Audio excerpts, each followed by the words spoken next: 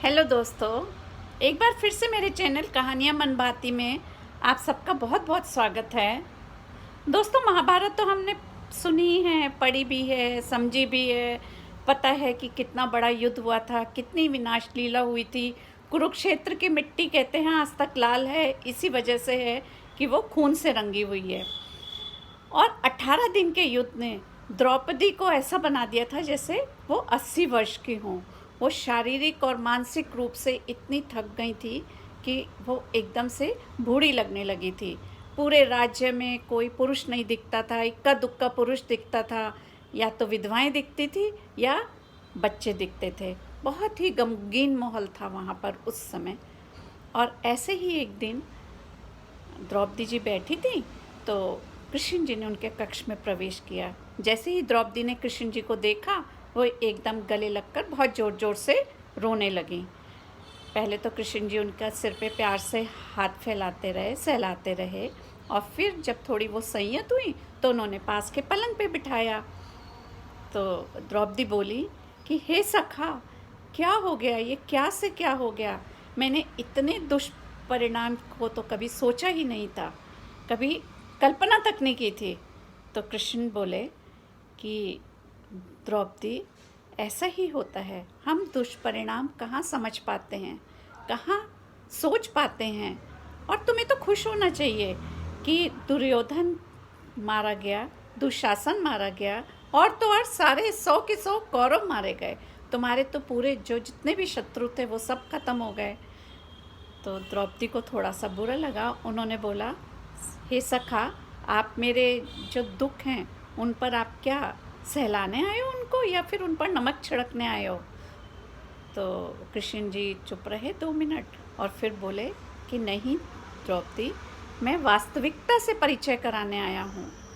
क्योंकि जो हम कर्म करते हैं उसके परिणाम हमें दूर दूर तक नहीं दिखाई देते, और जब वो परिणाम हमारे सामने आते हैं तो कई बार वो इतने ज़्यादा बुरे होते हैं कि हमें ऐसा लगता है कि काश हम पहले इसकी कल्पना कर लेते। तो द्रौपदी ने कहा कि हे कृष्ण, आप तो पूरा का पूरा जो इसकी जिम्मेदारी है, आपको लग रहा है क्या मेरी वजह से सब कुछ हुआ, मेरी वजह से ये युद्ध हुआ। तो कृष्ण बोले, नहीं द्रौपदी, तुम अपने को इतना महत्वपूर्ण मत समझो कि तुम ही खाली उत्तरदायी हो। वो सबके कर्म हैं, पर हाँ, हम अपने कर्मों से थोड़ी परिस्थिति को बदल सकते थे। देखो, मैं 3 उदाहरण दे रहा हूँ।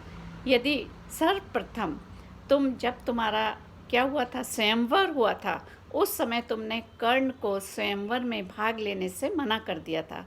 यदि तुम भाग लेने से मना नहीं करती तो परिणाम कुछ और होते, है ना। और उसके बाद जब तुम्हें माता कुंती ने 5 पतियों में बंटने के लिए कहा था, उस समय तुम मना कर देती तो परिणाम कुछ और होते। तुम पांचाली नहीं बनती, परिणाम कुछ और होते।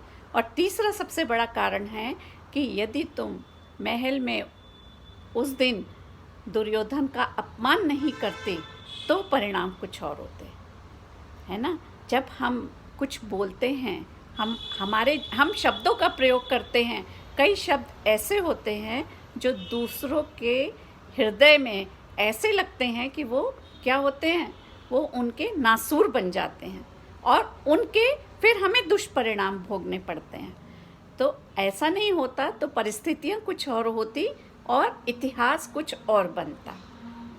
तो हमेशा हमें अपने शब्दों को बहुत ध्यान से प्रयोग करना चाहिए, क्योंकि ये कहते हैं कि मनुष्य ही इस जगत में एक ऐसा जीव है जिसका जहर उसके दांतों में नहीं, उसके शब्दों में होता है। और ये शब्द रूपी जहर जब सामने वाले के अंदर लगते हैं तो कई बार उसके दुष्परिणाम जो हमें भुगतने पड़ते हैं, हम उसकी कल्पना नहीं कर पाते, और जब वो परिणाम सामने आते हैं तो हम उनको सहन भी नहीं कर पाते। इसलिए हमें अपने शब्दों को हमेशा तोल कर बोलना चाहिए, और ऐसा मानना चाहिए कि हमारे शब्द ही हमारे क्या हैं, कर्मफल हैं। ऐसा कृष्ण जी ने द्रौपदी को बोला। आशा करती हूँ दोस्तों ये कटु सत्य हमें सबको समझ में आया होगा और सच में ही ऐसा लगता है कि शब्दों में बहुत बड़ी ताकत होती है, तो हमेशा हमें सही शब्दों का सही समय पर प्रयोग करना चाहिए। और उम्मीद करती हूँ कि ये वीडियो आपको पसंद आया होगा, और पसंद आया हो तो प्लीज़ ज़रूर लाइक और शेयर करिए और कमेंट सेक्शन में सजेशन ज़रूर दिया करिए, जिससे मैं अपने को समय समय पर इम्प्रूव कर पाऊँ। और नए वीडियो में मैं फिर से एक नई कहानी लेके आऊँगी। तब तक के लिए बाय बाय।